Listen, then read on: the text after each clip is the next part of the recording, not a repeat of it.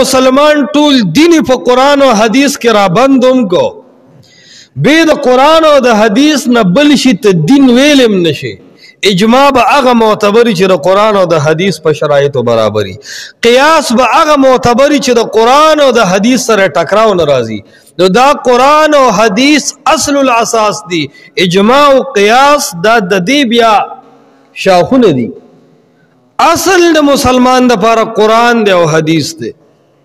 پیغمبر پاک فرمایي کله چې د قرآن او حدیث رانیولي تمسک دی پکړي اور بل حدیث کے راضی پیغمبر علیہ السلام فرمائی عضو علیہا بالنواجز دا پا دی داڑو کی رونی سے یو رسے چھ سڑے کلکنی سے داڑو تے مخامخ کی کنا دا جامع غاخ تا دا جامع غاخ تا چھ اوشے ور مخامخ کی بیا راخ کی نو غاخ ماتی کی خو سڑے غسیز نپری دی پیغمبر پاک علیہ السلام فرمائی قرآن و حدیث دا سے کلکنی سے لکا پا جام و پا غاخونو کے چھ سڑے یو سیز رانی سی زان مڑ کے ہو قرآن و حدیث پر خودو لزان ورنک